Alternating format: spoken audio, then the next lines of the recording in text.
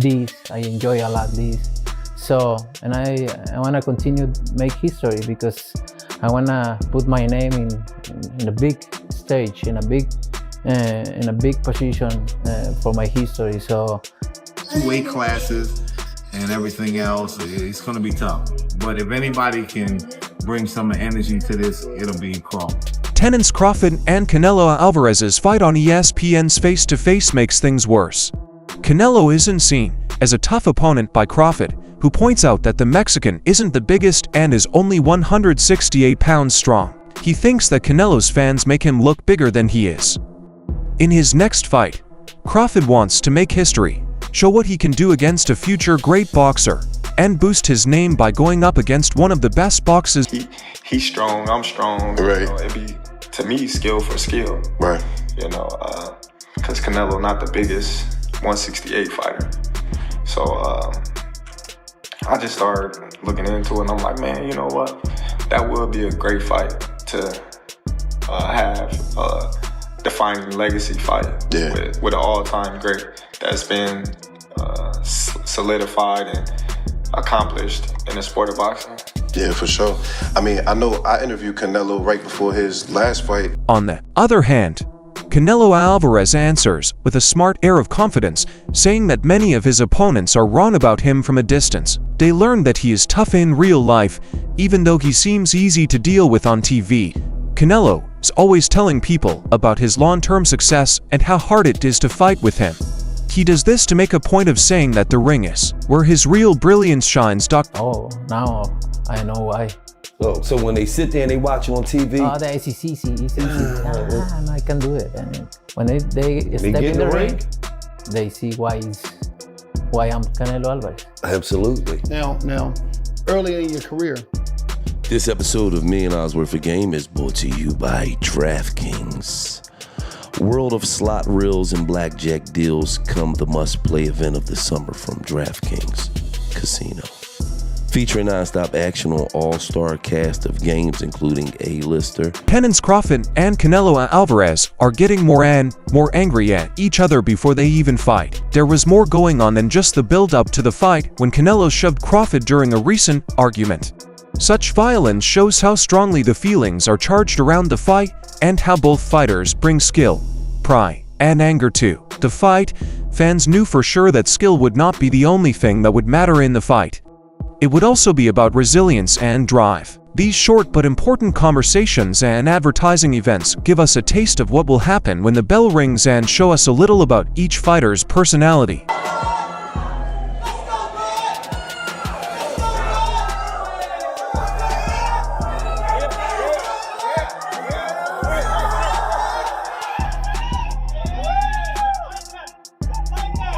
Crawford has made it clear over and over that he wants to be one of the best players of all time. In a talk with ESPN, he made it clear that his fight with Canelo is more than just another one to help him get his business off the ground. He said that Canelo would be inducted into the Hall of Fame and that he was the last real golden generation hero. He is sure that beating him will leave an impact on other people that will last a lifetime. So, this fight isn't just a match between two great boxers. It's a symbolic match in which Crawford sees a chance to show that he's better than one of the most successful boxers of our time. I just think my ability to adapt to every fighter that I've ever been in the ring with. I think making my adjustments on the fly is a skill that benefits me in each fight. I 100% relate on that one, being able to be nimble. Now, obviously, we've talked about you moving up a weight class to fight Canelo. You've talked about the respect that you have for him, but what it is about his style and what he's been able to do that you respect the most? Well, I just respect him as all. You know, he's a great fighter. He's, you know, a good boxer. He's a good counter puncher. He's never, you know, off balance. He got a good chin. He got good power. Got, you know, good movement when he want to move. What is there to not say about him? No, I got you. Now, with all of that, as you rattled off, we'll call it the scouting report, right? What will you have to do to be your best version in order to get this victory? I think just be myself and just don't get careless in the ring and, you know, stay sharp, all 12 rounds if it goes 12 rounds. I think that's the only thing that, I need to do. A broadcaster named Simon Jordan called the fight the greatest fight in boxing history, which says a lot about how big it was. He thinks Crawford's decision to fight Canelo is brave and smart. According to Jordan, a fighter's skill isn't measured by how well they avoid danger, but by how hard they chase the most dangerous opponents. At this very time, Crawford is doing it. He believes Crawford will be able to do the job well and show off his skills in an amazing way. Such a study shows that this battle is more than just a competition. It stands for desire, taking risks, and trying to be the best. We've got two of the best fighters in the world, and Terence Crawford trying to do what no other's done before, a four division world champion, and jumping up from light middleweight now to super middle, trying to achieve the unachievable against Canelo Alvarez, who is pound for pound. Can he do it? I think he can. I think that this guy creates history. Terence Crawford is that good. I've always said it. I think that he lives with any welterweight. His best weight really has been at welterweight. He lives with any welterweight in any division for me, and that's including all the greats. You're going back to your Roberto Durans, Sugar Ray Leonards, all those guys. I think that he is that good, and we find out in September. It's going to be a fantastic fight. A well-known sports commentator named Chris Algieri has praised Canelo for how he prepared for Crawford by bringing in Yaron Ennis, one of the best 10 most dangerous fighters in the world right now. Canelo showed that he was not going to take this fight easily. Algieri's analysis shows that Canelo is working hard to copy Crawford's style and improve his skills against more experienced opponents through this plan. Fans of boxing will be thrilled to hear this because it means that both fighters will be in great shape before the fight and ready for a messy, strategic, and skill-filled battle. The risks are high because both teams are ready, and fans can be sure to see something amazing. He was just trying to get through camp and just have use the same sparring partners over and over again, which you see a lot of older guys do, and just kind of get through it and not test themselves and be competitive. That would be more indicative than this happening is like, oh no, this guy's taking Crawford very, very seriously, and he's going to come fully prepared. If you're bringing in young studs like him to fight with, also he's got Darrell Blast Valsaint. He's a Pro Box TV guy who's a stud at 54. He's bringing these young studs who are athletic and they can hit and they're big and they know how to box and they can switch sides. It's like, wow, all right, Canelo's got the best sparring partners that he can for this particular fight, and I think that's good. I think it's good for the sport. I think it shows you that he's taking this seriously, and this is a major fight everyone's going to watch, and it just makes me feel like the fight would be better that way. Okay, I like that. What I didn't like was some of the takes that I saw from boxing Twitter, and I have to take those with a grain of salt. Oh my God, this is ridiculous what I'm about to say. I shouldn't even say it, but I'm going to say it anyway. Why not? We're on a podcast. There were people saying that Boots, it was like anti-black code. He went against the culture to train and help Canelo beat another black man in Crawford. And it's so reductive. It's so reductive. It's ridiculous. This is boxing, guys. This is the most diverse. Gyms are so diverse. Everyone comes in, you do your work, and yeah, I mean it's dumb. The hell am I gonna say about it? But there's nothing to say about it because it's the dumbest thing I've ever heard. Yeah, I look at it purely from a boxing standpoint. And, right. Like, what does Boots owe to Crawford? They're like rivals. They're supposed to fight each other. Are they friends? No. If it was like a friend and it was like his cousin or something, or like it was like a training close partner, partner, close friend. Yes, then you have a juicy little narrative here, a little nugget, piece of drama. No, this is just a guy who's looking to be good, to be great. If you're Boots Ennis and you get the call from Canelo, like you're taking that, bro. Like that's training with an all-time great. You're trying to get better. Iron sharpens iron. Don't know why we're giving that any light, but I think it's cool because I've said this for a while now, and ever since we linked up on the pod, I kind of understand fighters a little bit better and understand how you guys think, what you guys do. During their podcast interview, Sean Porter and the host talked about how hard this fight is for Crawford in particular. Their opinion was the same. Crawford isn't the biggest fighter, but his skills more than make up for it. Porter says that Crawford's speed, smarts, and ability to change strategies could be fully utilized on fight night. A lot of people think that Crawford's precise skill, which has made him the best boxer in many weight classes, will be the deciding factor in his fight with Canelo. When Porter thinks about Crawford's skills and thinks he will do great in the ring, the problem of size becomes less important. Because Crawford is bigger. Right. Crawford is heavy, you know, like he carries himself, you know, he's very solid right now. He's taller, you know, when you see him the face off. So he is technically bigger. It's just the size it's very different when you carry that weight in the ring. That's what you got to worry about performing with. And, you know, just based off kind of like the performance at 154, although it was against a very solid fighter with Madrimov, I don't know if he's gonna be solid enough, you know, just used to carrying that type of weight around at 68. So that's that's the reason I lean towards Canelo, but the skill-wise, everything else is obviously still more on Bud's side. Yeah. So that's where my toss-up is. So I just lean towards Canelo because at the end of the day, you got to respect the weight classes. We've been real heavy on this fight. We've been talking about it for a couple of weeks now. And I feel like every time I've spoken about Canelo and Crawford, the only thing I'm talking about is Crawford. So I said, you know what, today I'm gonna flip the script. Today it's all about Canelo for me, and I might break your heart in the process. But I gotta keep it real. You're right, this is a 50-50 fight. This is a fight where, as I was telling the Uber driver this morning, these guys, we've seen them both make mistakes in the ring. But they've never cost them, right? This is the first fight that I believe they both have are gonna get in the ring where the small mistake is actually a big mistake against the opposer. So Canelo making a small mistake is actually a big mistake because Crawford actually has the ability to somehow know that that mistake is about to happen, and boom, there it is. Yeah. Canelo, on the other hand, Crawford has been known to get hit, especially early in fights. And Canelo is the kind of guy where, you know, he's gonna come out and let his hands go. He's gonna find moments to let his hands go. But when he finds those moments, you can't be caught slipping.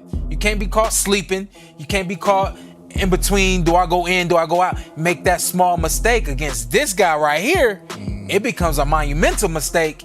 And that might be the last time you make a move that night. You know what I mean? Antonio Tarver, a former champion, quietly talked about the fight. He said Canelo is still a threat even though he doesn't win every fight.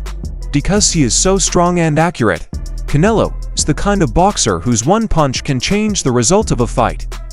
In a way that has never been done before, it will test Crawford's mind. During each round, he has to stay calm, pay attention, and follow the rules. However, Tarver could also tell that Crawford was very sure of himself. It's clear that Crawford loves this fight and the traditions it protects. It's also possible that his confidence is just as important as his skill. Out there, bro, and he got it the hard way. You feel me? The hard way. Through work, commitment, and dedication, and being a leader. He's really led a lot of these young champions. You feel me? So Crawford has stood out from the beginning, bro.